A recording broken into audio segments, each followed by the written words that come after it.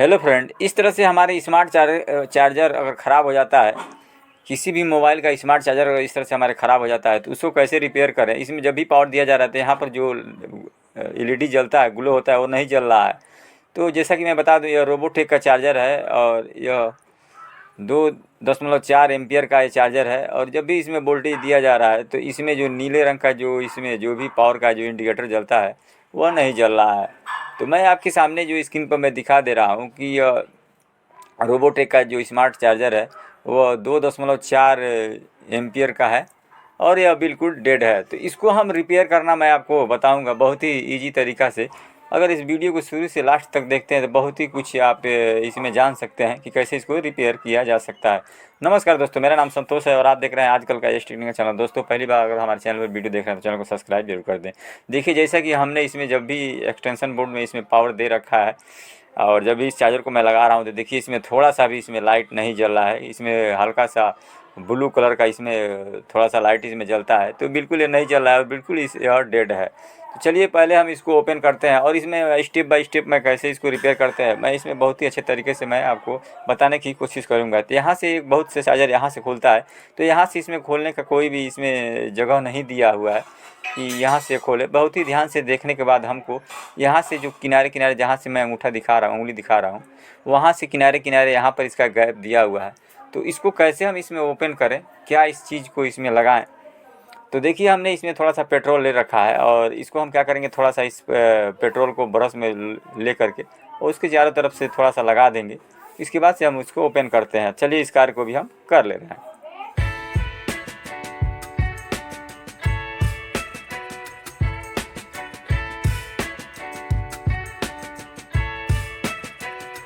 इस तरह से देखिए, हमने चार्जर का जो भी बॉडी का जो दो हिस्सा होता है हमने उसको खोल रखा है और इस तरह से हमने, जैसा कि मैं बताया, इस तरह से ओपनर से हमने इसको खोल लेते हैं। खोल लेने के बाद जो भी इसमें हमारा जो अंदर का प्लेट है उसको हमको हाथ से, कभी भी उसको हाथ से नहीं निकालना है। उसको हम थोड़ा सा ये नोज पिलास या इस तरह का पिलास ले करके और पीसीबी को हल्के से उसको पकड़ करके और बहुत ही अच्छे तरीके से उसको हमको बाहर, जो अंदर का जो पीसीबी है उसको इस तरह से बाहर कर देना है। इस तरह से बाहर कर देने के बाद इस तरह से हम थोड़ा सा कोई ये भी एक पेचकस लेंगे जिसका मुठिया प्लास्टिक का हो और जिधर यूएसबी का पिन लगा होता है उधर से हाथ से पकड़ करके जो ये मेन कंडेंसर लगा हुआ है वहाँ पर थोड़ा सा हम उस दोनों पिनों को आपस में इस तरह से शॉर्ट कर देंगे पेचकस के सहयोग से। इसमें होता है कि जब भी कभी इसमें वोल्टेज दिया जाता है तो एक चार्ज रहता है बहुत घंटों तक, तो उसको हम थोड़ा सा डिस्कनेक्ट कर देंगे ताकि जब भी उसको हाथ से छुएं तो उसमें करंट लगने का चांस न रहे।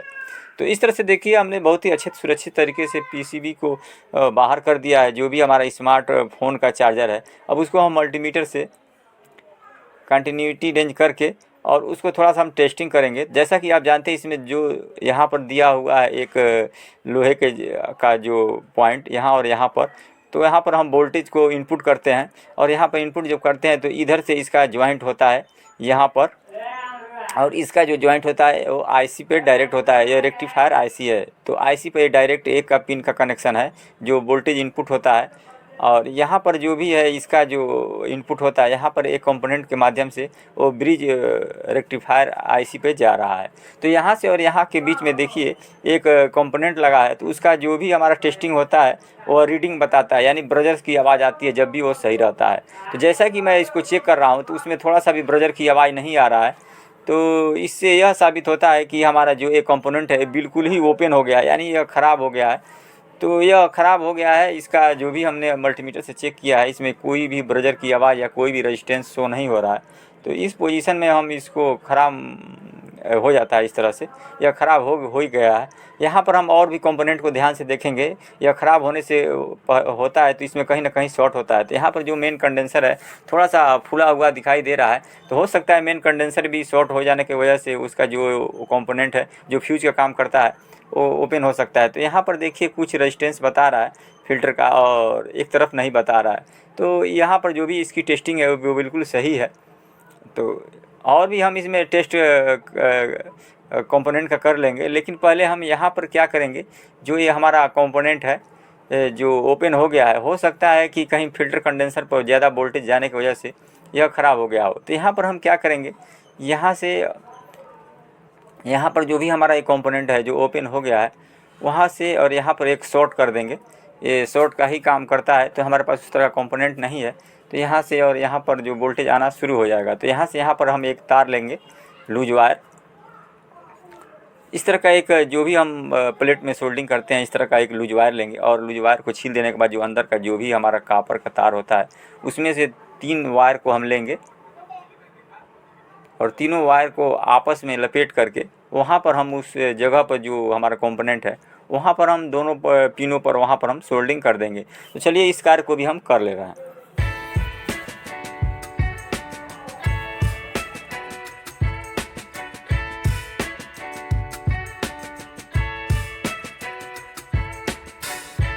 इस तरह से हमने इसको जो भी कंपोनेंट है वहाँ पर हम देखिए हमने जो ये कंपोनेंट ओपन हुआ था तो वहाँ पर हमने देखिए दोनों पिनों पर हमने एक लूज वायर के माध्यम से फ्यूज के जैसे वहाँ पर शॉर्ट कर दिया है।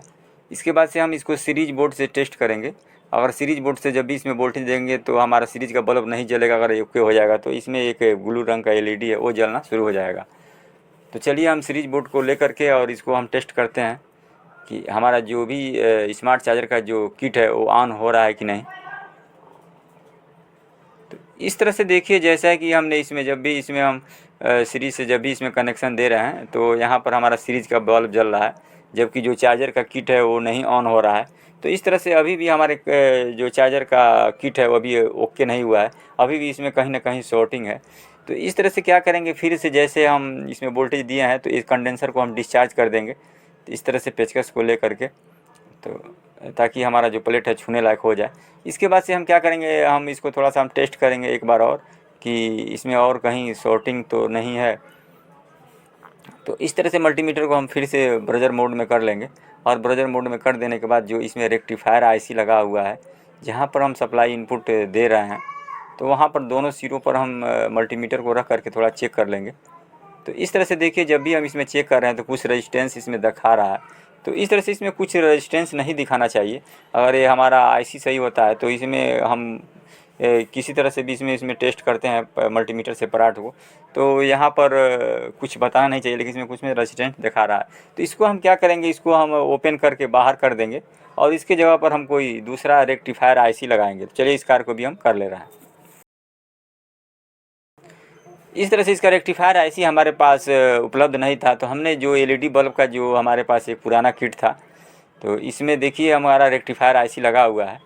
तो इसको थोड़ा हम टेस्ट कर लेंगे, जो भी इसमें हम सप्लाई जो हम देते हैं इनपुट, यहाँ पर भी कुछ उस तरह से कोई रेजिस्टेंस तो या यहाँ पर भी नहीं दिखा रहा है। तो इस तरह से देखिए जैसे कि मैं इसमें चेक कर रहा हूँ इसमें कोई भी इसमें रेक्टिफायर IC में कोई भी इसमें रेजिस्टेंस नहीं दिखा रहा है। तो इसका मतलब ये IC सही है।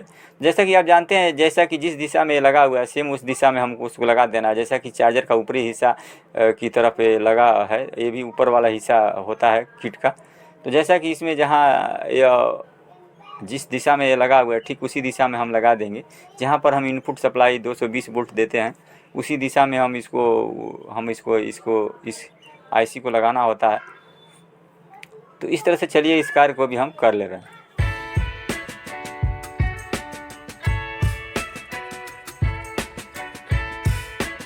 इस तरह से देखिए हमने रेक्टिफायर IC को लगा दिया है। अब एक बार मैं और टेस्ट करके आपको मैं दिखा दे रहा हूँ। जैसा कि इसमें पुराने वाले IC में जैसा रेजिस्टेंस दिखा रहा था, तो देखिए सेम ऐसे इसमें रेजिस्टेंस नहीं दिखा रहा है। हम पार्ट को भी चेंज करके आपको मैं दिखा दे रहा हूँ।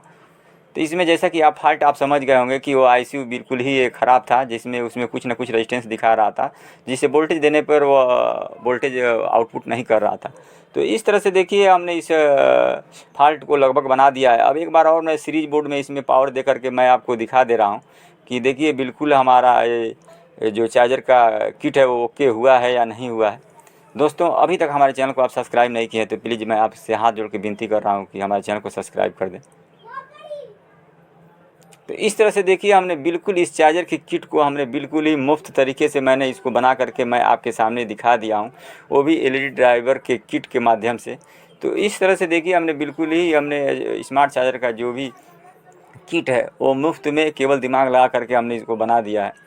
तो इस वीडियो को आपको कैसा लगा, इस वीडियो को आप दोस्तों रिश्तेदारों के पास शेयर ज़रूर करें और लाइक भी करें, और अभी तक हमारे चैनल को सब्सक्राइब नहीं किए हैं तो प्लीज़ सब्सक्राइब भी कर दें। तो चलिए हम इस चार्जर को किट को जो भी हमने ओके कर दिया इस ड्राइवर के किट के माध्यम से, एलईडी बल्ब के ड्राइवर के किट के माध्यम से, एक बार इसको फिर भी कंडेंसर को हम डिस्चार्ज कर देंगे।